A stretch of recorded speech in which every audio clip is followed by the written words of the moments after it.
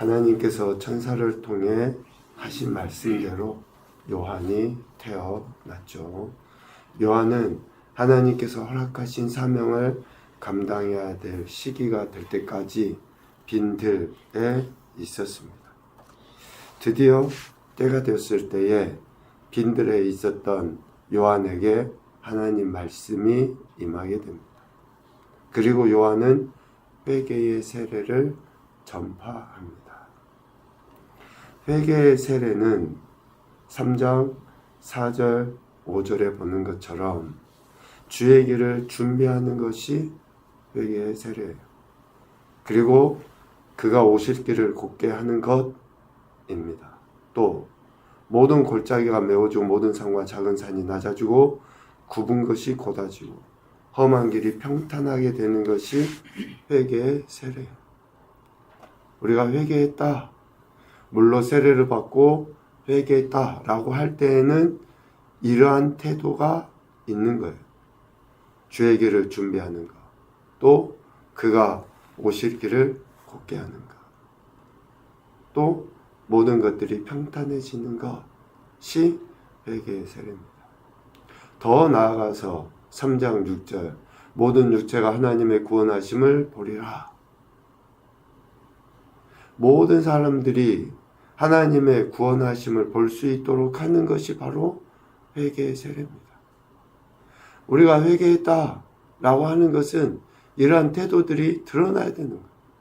이러한 것 없이 우리가 회개했다, 자기 위안일 수 있습니다.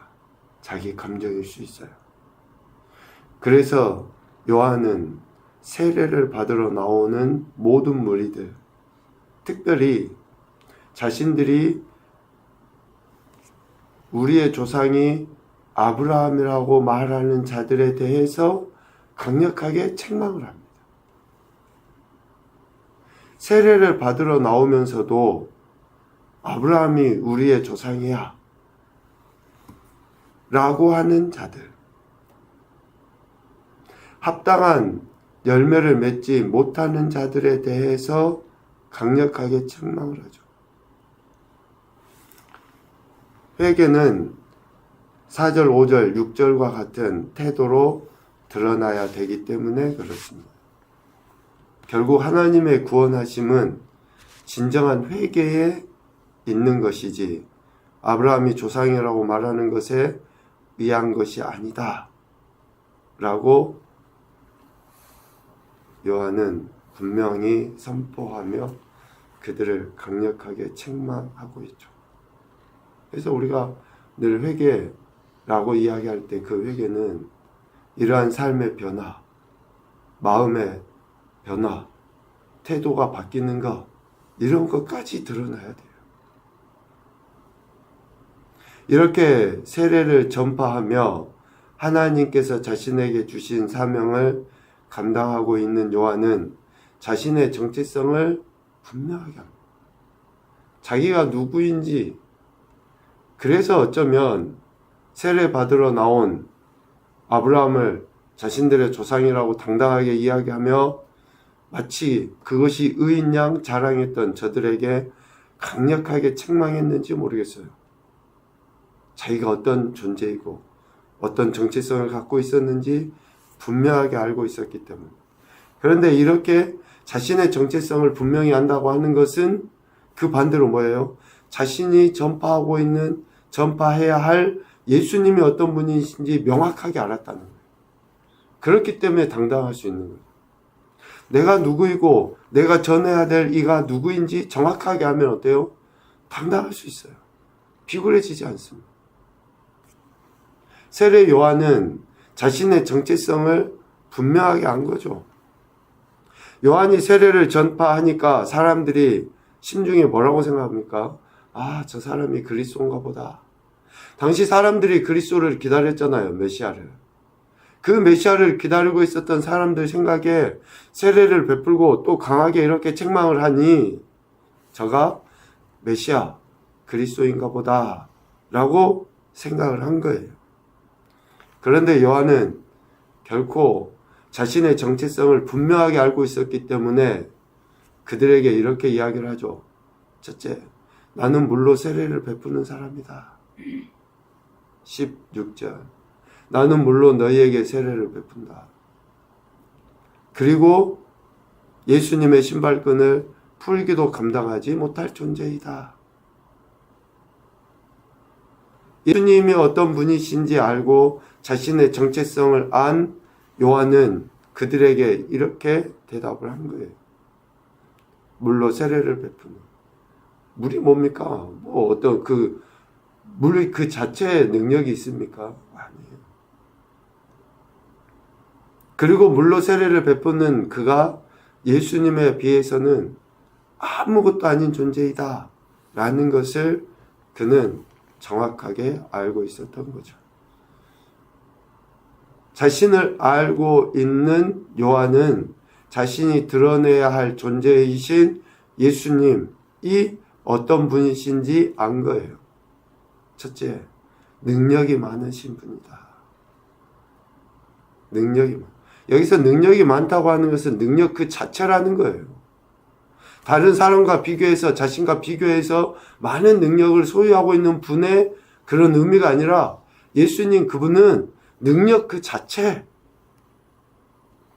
능력의 근원이라는 것을 요한은 알고 그렇게 증거한 거죠. 그리고 둘째, 예수님은 성령과 불로 세례를 베푸는 분이시다. 물은 한낱 도구에 불과해요. 아무런 의미가, 물이 아니고 다른 것일 수도 있어요. 뭐 이전에 구약에 제사 드릴 때 기름을 썼잖아요. 만약에 하나님이 물이 아닌 기름으로 했으면 기름일 수도 있어요. 그러니까 물이나 기름이나 하나님의 영광을 드러낼 도구에 불과한 것이지 물이 능력이 있다? 아니에요. 물이 우리를 깨끗하게 한다? 그렇잖아요. 그런데 예수님은 뭐예요? 성령과 불로 세례를 베푸신다. 그 이후에 17절에 보면 손에 키를 들고 자기 타작마당을 정하게 하사.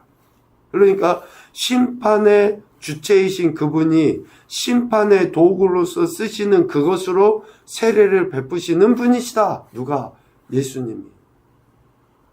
라는 것을 요한은 알고 그렇게 고백을 한 거죠. 성령과 불로 세례를 베푸시는 분. 오직 심판의 주체이신 그분은 자신이 드러내 보이고 있는 예수님 분이시다. 라는 것을 요한은 이야기하고 있습니다. 우리가 예수님을 믿으면서 예수님을 드러내야 한다. 라고 이야기하며 모든 것이 예수님에 의해서 또 예수님의 은혜입니다. 라고 이야기하는데 오늘 16절과 같이 세례 요한의 이 고백은 자기 자신은 아무것도 아니고 오직 예수님만이, 예수 그리스도만이 완전한 하나님이시다라는 것을 고백하는 그런 모습이 우리에게 절실히 필요한 것 같습니다. 우리는 진짜 아무것도 아니에요. 아무것도 아닙니다. 그런데 우리는 내 신앙이 또 내가 살아온 그런 세월에 또 특별히 신앙의 여정이 마치 뭐가 되는 것처럼 이루어 놓은 것처럼 착각할 때가 많아요. 요한은 자신과 예수님의 존재 그리고 사역에 대해 명확하게 알고 있었기 때문에 어쩌면 이처럼 겸손함으로 주님을 드러내고 자기 자신을 낮추는 그런 모습을 보일 수 있었던 거죠. 이렇게 요한은 아무것도 아니고 예수님만 이심에도 불구하고 예수님은 오늘 본문에 보니까 그 세례 요한으로부터 세례를 받습니다. 21절 백성이 다 세례를 받을세 예수님도 세례를 받으신 거죠. 요한과 예수님은 본질적으로 차이가 있음에도 불구하고 백성이 다 세례를 받으니 예수님께서도 가셔서 그에게 세례를 받습니다. 이는 물로 세례를 베풀던 요한이 물러가고 이제 성령과 불로 세례를 베푸시는 예수님께서 나타나야 할 시기가 되었다는 것을 예수님께서 공식적으로 선포하십니다. 그러니까 어쩌보면 예수님이 물로 세례를 받으심으로 뭐가 완성된 거예요? 물 세례가 완성된 거예요. 더 이상 세례 요한과 같이 물 세례를 줄 의미가 없어요. 우리는 예수님께서 성령과 불로 세례를 주셨다라고 하는 것을 우리가 물 세례 받는 것으로 드러내 보이는 거예요. 다시요. 성령과 불 세례가 임한 이후에는 더 이상 물 세례가 필요가 없어요.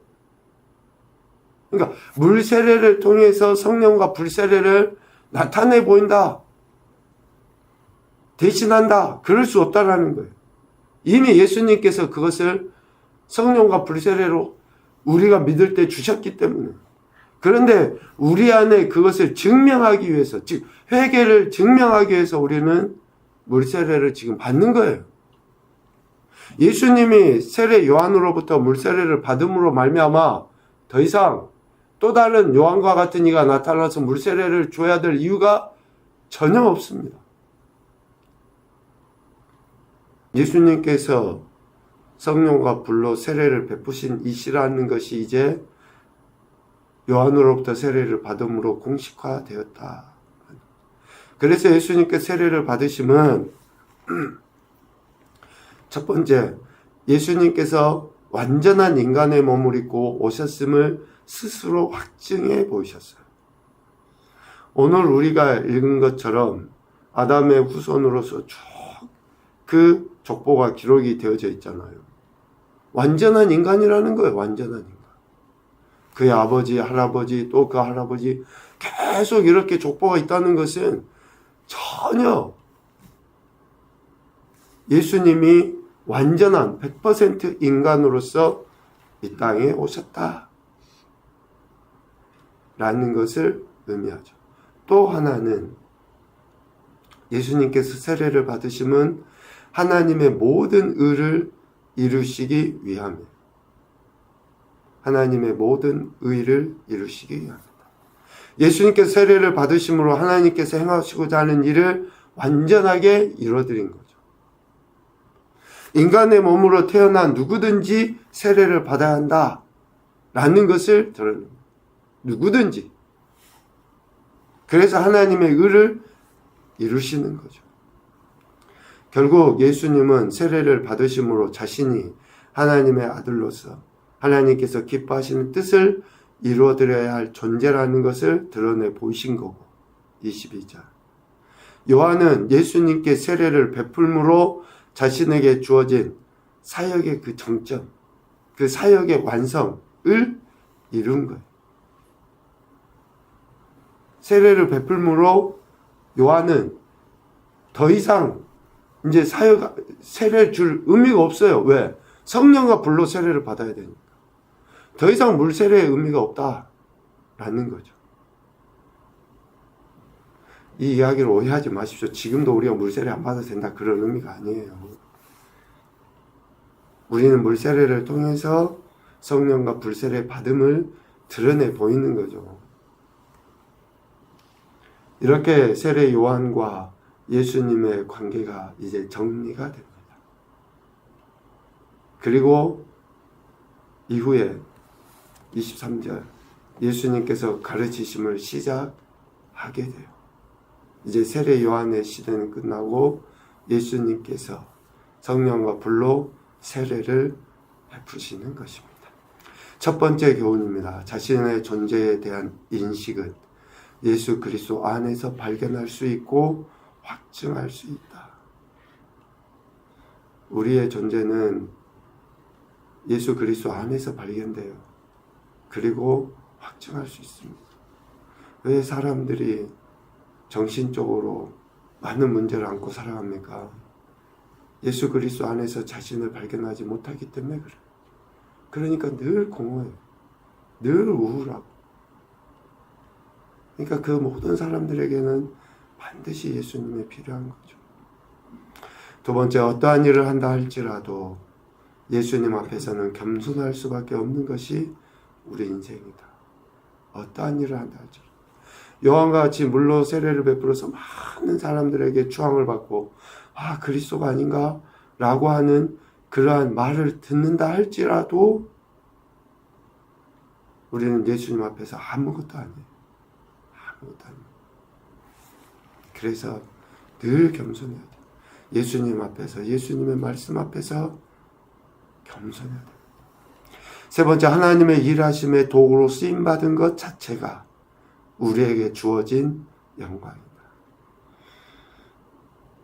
하나님의 일하심의 도구로 쓰임받는 것 자체가 우리에게 주어진 영광이에요. 그래서 남 앞에 드러나는 일을 하든지 드러나지 않는 일을 하든지 어떤 일을 하든지 교회 공동체 안에서 또 믿음의 지체들을 섬기는 일은 우리에게 주어진 영광입니다. 그래서 기쁨으로 감당하고 그 일의 결국 열매는 하나님께 되어 맡기는 거예요. 참 아름답죠. 그런 모습들이 정말 또 복입니다. 오늘 세례 요한 그리고 예수님, 이제 세례 요한은 가고 예수님이 앞으로 이제 사역하시는 것들이 나타날 겁니다. 의사 누가의 시점에서 보게 되는 예수님의 그런 행적들을 앞으로 우리가 더 깊이 묵상하면서 세례 요한이 드러내고자 했던 예수님을 우리도 드러내는 그러한 정말 멋진 그리스도인, 하나님 나라를 누리며 살아가는 그런 그리스도인이 오늘 저와 여러분이 될 수 있기를 주님의 이름으로 축복합니다. 아멘.